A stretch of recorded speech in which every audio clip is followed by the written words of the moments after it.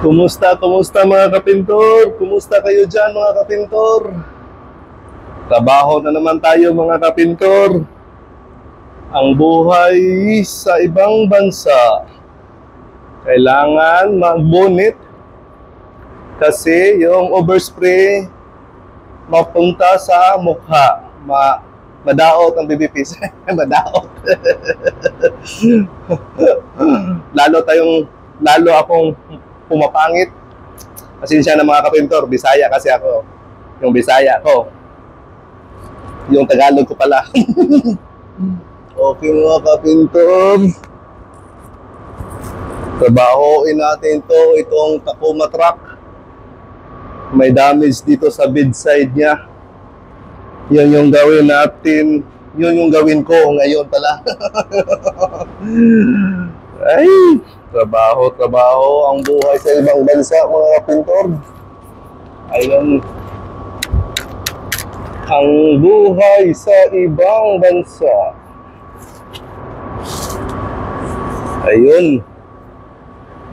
Para yung overspray hindi mapunta sa mukha.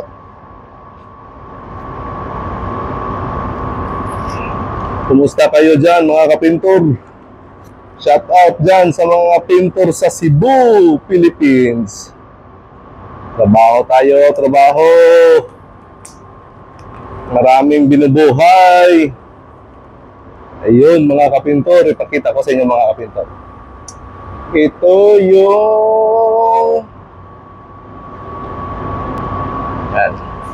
yung gamit natin.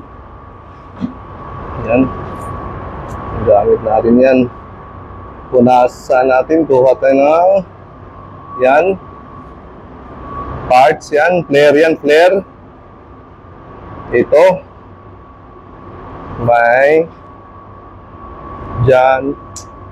May rock guard ba? Stone guard. Yeah.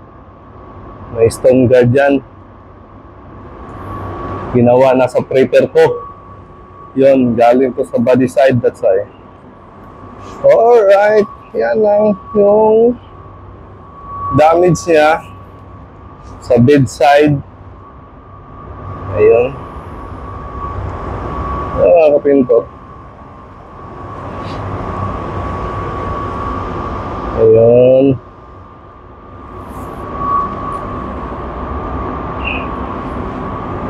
Basta yung process natin mga kapintor, how to spray, how to paint, o ganyan. O, paano magpinta.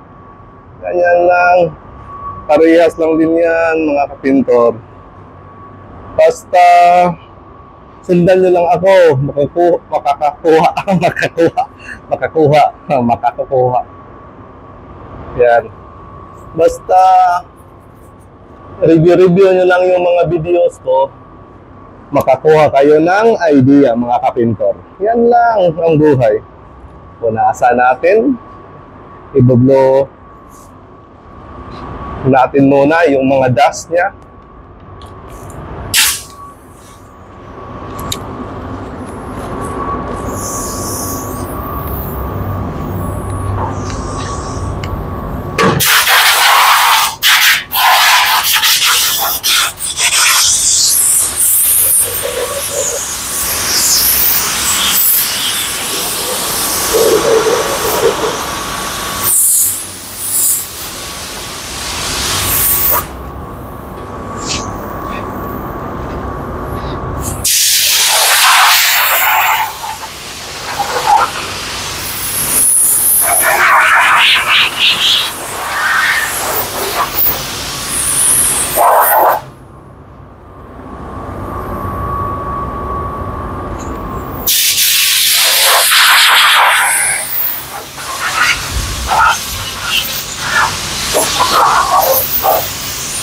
May spray outside tayo dito mga kapatid, mga kapintor.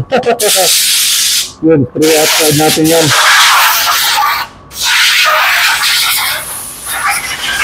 Kailangan tanggalin natin yung mga dust niya, mga alikabok niya.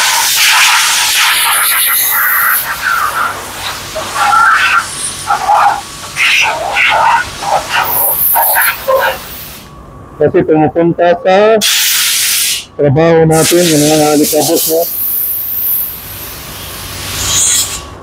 Ngayon, pupunasan natin mga kapinter.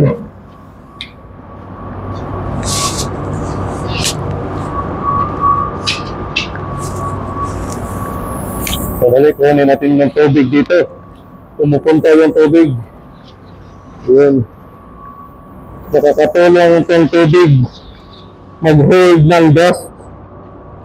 So, kailangan pwedeng hindi, basahin. Pwedeng basahin, nasa sa inyo yan. Pero sa akin, gusto ko na basa. Kasi maganda yung basa. Basang-basa sa ulan. Okay.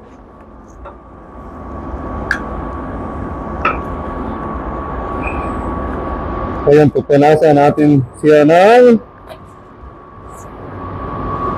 ano?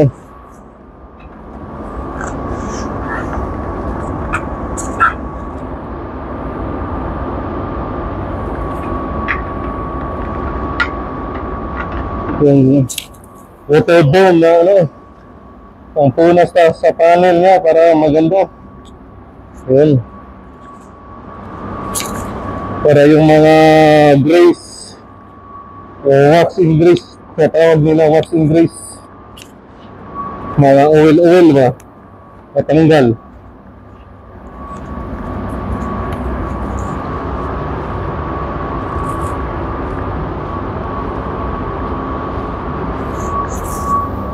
Ayan.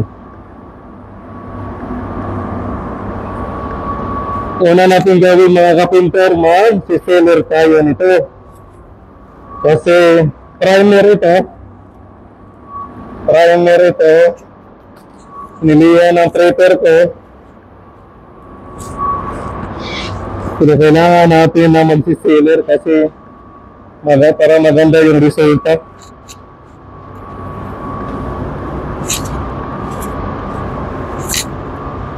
Kasi itong pouch na ito, pupunasin Bisaya kasi, punasan din. Ayun. Ito, plastic ito. Kailangan mag-spray tayo ng plastic banding nito. Yan. Naka-ready na yan. Yun. Ano ko? May plastic banding tayo dito, may sealer tayo dito, disco pa tayo dito. Walang problema.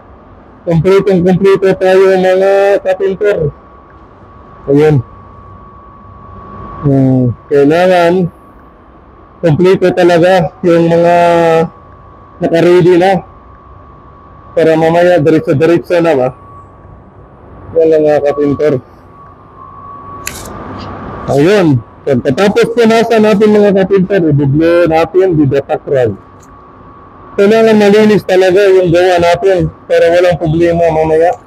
Pagkatapos natin magtinta, wala siyang problema.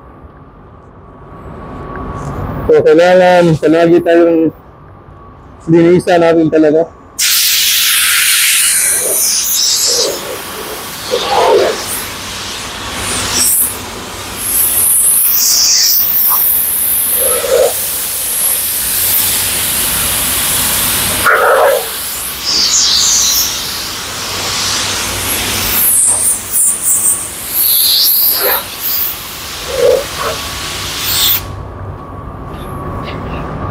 Oh, kabila pala.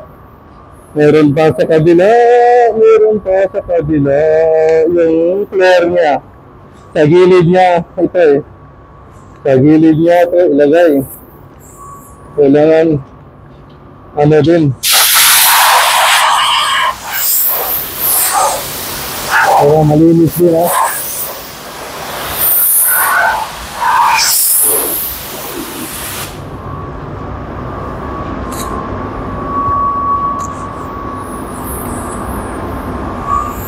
Ayun mga kapinter.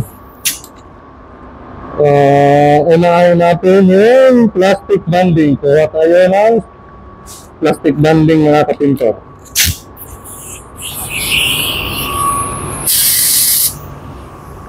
Kailangan i-shape natin yung ano natin.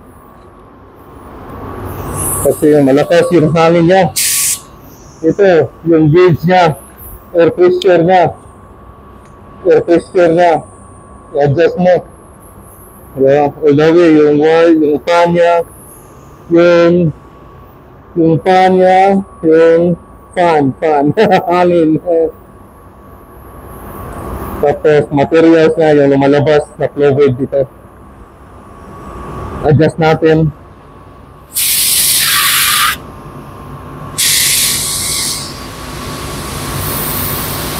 Ayan. Okay na. Basta pag sira nyo, yung yung manipis. Kailangan manipis yung niya, yung resulta niya. Yan lang. Yan.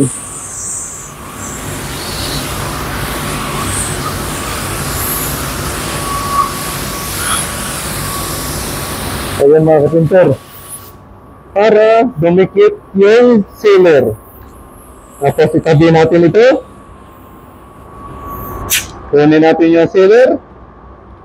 Yan. Naka-ready na yan lahat. Yung natin. So gawin natin ngayon sealer. Dito muna tayo sa isa. Kasi parang matatayo ka like 3 minutes to minutes yung makabaon yung para makabaon yung plastic bonding niya.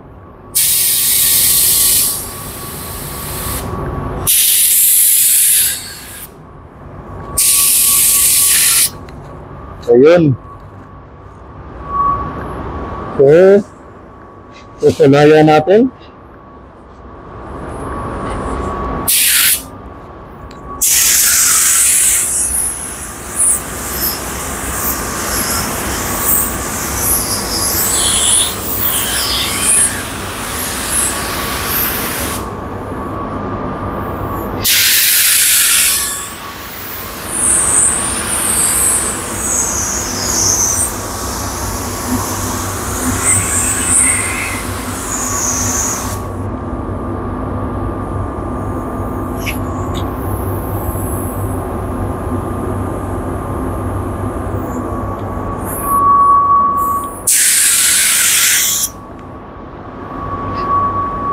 Mukhang may problema tayo sa stone guard natin mga kapintor.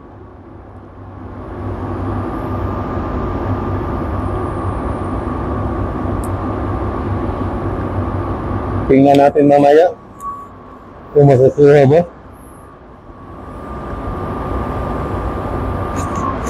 I-dry natin maayos yan.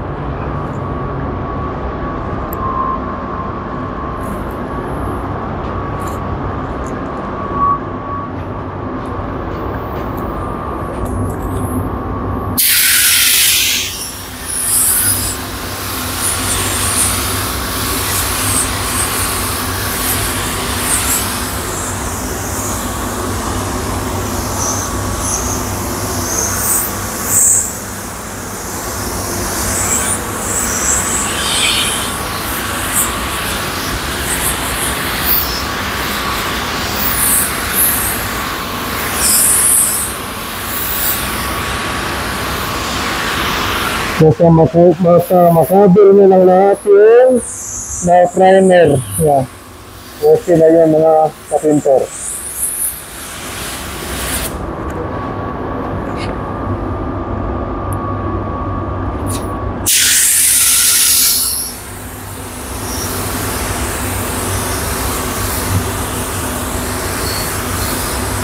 Kailangan i-cover talaga.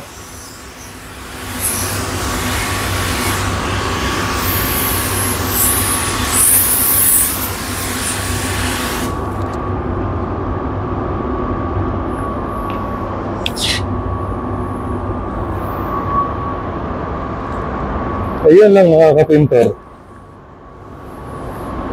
Balik tayo sa sometimes, mga scratch niya, mga scratches niya galing sa pagba-body works at saka pag-prep. Oh, shit! Hindi ko pinakita sa inyo yan. Nagtitira ako ng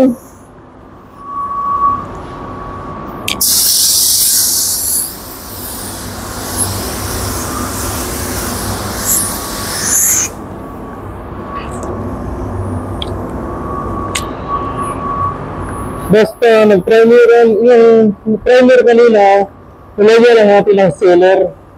Kasi yung primer kasi may mga scratch yun eh, mga sun scratch galing sa pag-prep. So, yung sealer kasi nakatulong siya na mag-cover sa mga scratches niya, mga watero, yan.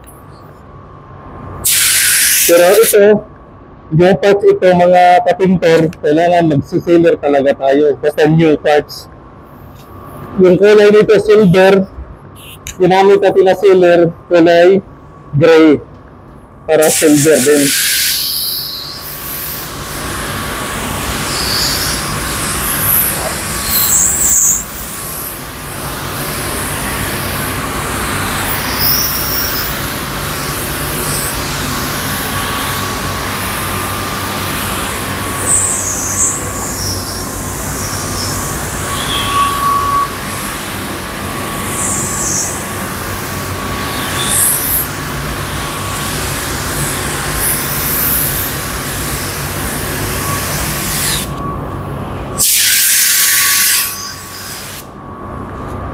Okay, yung una kong video mga kapintor, may paper ako sa yun. Una kong video, may paper ako dito sa ano ba? Sa gilid ba? Bisaya kasi. May paper ako dito para mag-test tayo. I-testingin natin yung ano ko. Pero ngayon, malaki siya eh. Dito tayo nag-test. Ganun pa rin. Kahit saan kayo mag-test, pwede sa ano. Basta ano lang.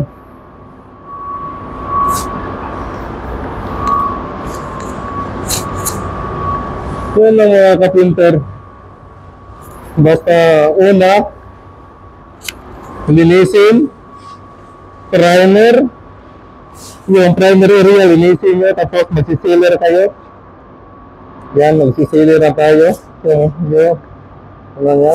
Yung spray outside natin, ganun din, magsisealer ka din dyan. Yan. Kailangan natin mamaya ito. Kulay ng diretso. Yan. Kailangan makakabirang lahat yung scratches mga kapinter. Okay. Yan na, share ko sa inyo mga kapinter. Hintay lang muna mga kapinter. Magbibisco tayo mamaya. Maghintay tayo ng kasi sealer ito, 30 minutes ito. Malaki kasi. So 30 minutes yung hintayin natin. Tuyo-tuyo siya. Tapos magkukulay na tayo dito ng silver. Okay mga kapinter. Mix na po. Mix tape natin mamaya. Alright. Standby lang mga kapinter. Standby lang muna. Pasinawi ko full. Okay mga kapintor, balik na naman tayo sa trabaho natin. Mag-biscuit tayo mga kapintor.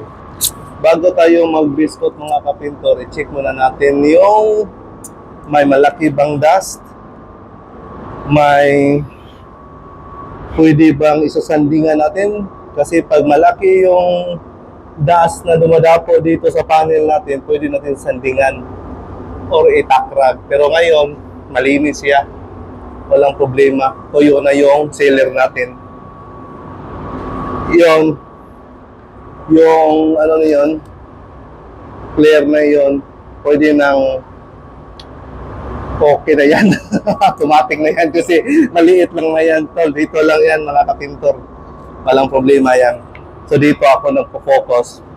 Pero tingnan din natin para hindi siya lonely. Yun mga kapintor, i-check nyo lang. Kung walang bang issue, mga kapintor, tirahin natin ang biskot na. Pagbibiskot na tayo mga kapintor, kulayan na natin ng kulay silver mga kapintor. Ayun, let's go mga kapintor, let's go! Pasinawi ko kul!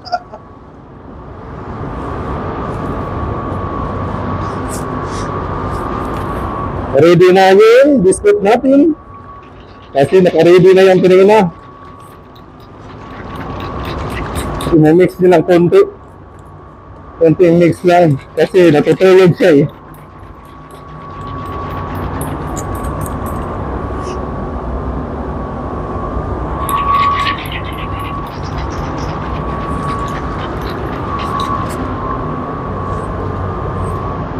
Ayun. Iti-test natin dito yung pan ko.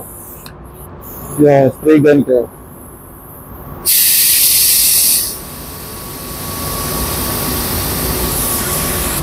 Ayun.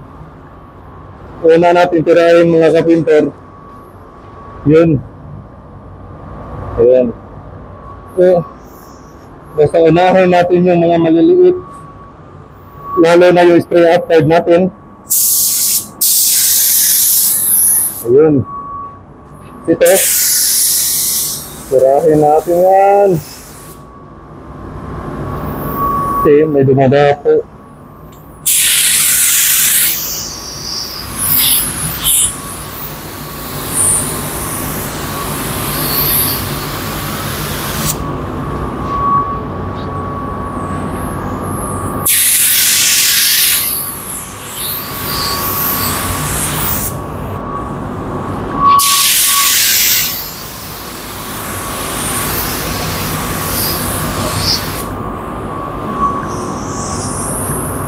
Ayun mga pintor. Ayun, basta makulayan nyo lang. Okay na. Basta may kulay na yan. Dito na naman tayo sa panyo niya.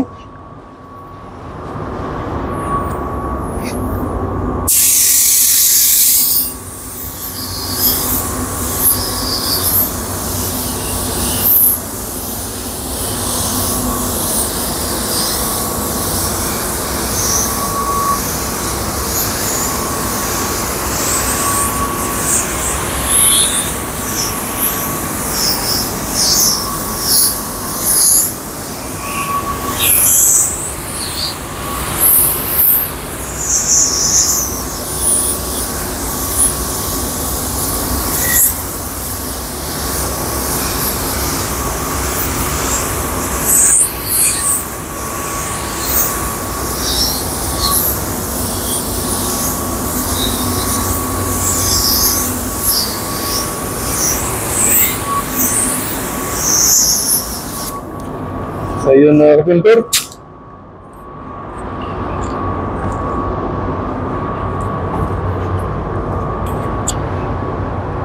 Ayun. Unahin natin itong pass na ito. Yan. Yan yung tinatawag na flare. Spray outside natin. Mamaya, imamatch natin dito. Kasi close siya dyan eh.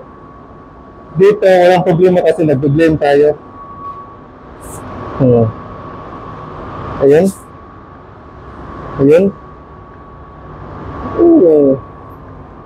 Yun lang mga kapintor. Yun. So, kailangan 2 coats mga kapintor. Kailangan 2 coats yung ilagay natin dyan. Basta makulayan nyo na lahat yung okay, una mga kapintor, yung primer natin. Kinulayan natin ng sealer. Tapos, yung sealer, yung purpose niya, matakpan yung mga scratches, mga kapro, mga burn, tinatawag nila na burn. Ngayon, nagkukulay tayo ng silver niya. Kailangan i-cover mo yung sealer niya. Kakabiran mo yung sealer niya. Okay, yung primer, galing doon sa prepper ko, sino nag-prep, Tapos, ilagyan natin ng sealer dito para matakpan yung primer. Ngayon, sa next step naman, yung sealer na pinakit natin sa primer, pinakpan din natin ng biscuit, yung biscuit na kulay niya. Yan lang yung process mga kapinter. Basta tinitingnan nyo, ito masyadong pangit. Tinitingnan nyo, pangit yan. Pero pag mag-dry siya, pag matuyo na siya, okay na yan. So, pwede mong ulitin 3 coats to 4 coats, whatever kung makaw. Depende sa pagtira mo. Basta makabiran mo yan, makulawan mo lahat, walang problema. Ready to clear coat na. Yan lang, mga kapinter. I-share ko sa inyo mga kapinter. Kahit anong gawin mo mga kapinter, small parts o big parts, malaki man o maliit yan, ganyan pa rin yung processing niya, yung process niya, how to paint. Basta sundan nyo lang ako mga kapinter sa mga mga video ko. Nakakuha kayo ng idea mga kapinter. Okay mga kapinter, pasinawi ko kala!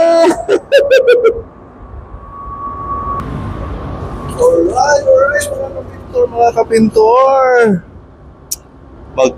Ano na tayo mga kapintor? Okay na yung kulay natin mga kapintor. Yung tuyo ng mga kapintor. Gawin natin mag-clear coat na tayo mga kapintor. Yan lang mga kapintor. Ayun. Basta matuyo na siya, dry good. Pwede na siyang mag-clear. Yan, clearan na natin yan. Yan, yung isa. Ito. Ayun. Para matapos na ang trabaho natin mga kapintor. Yan lang mga kapintor. Tingnan nyo lang ako mga kapintor. Tirahin natin ng clear coat mga kapintor. Alright.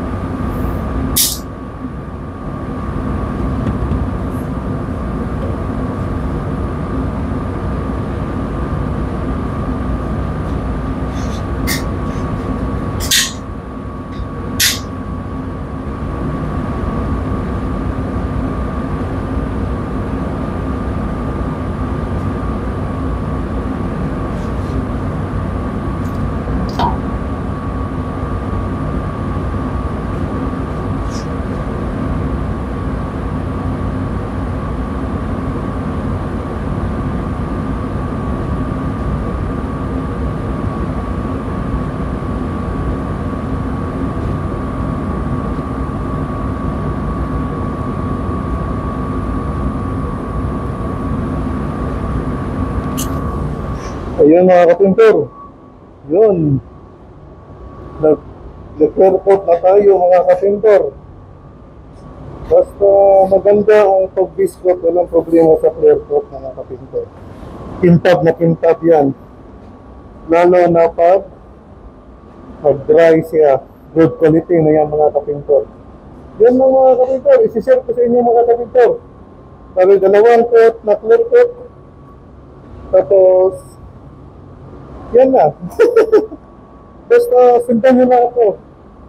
Yeah. So, hintay tayo ng mga 15 minutes. Declare ko na naman para maganda ang resulta talaga. Ay, mga kapintor, sundan nyo na. Standby mo na kayo dyan, mga kapintor. Yeah.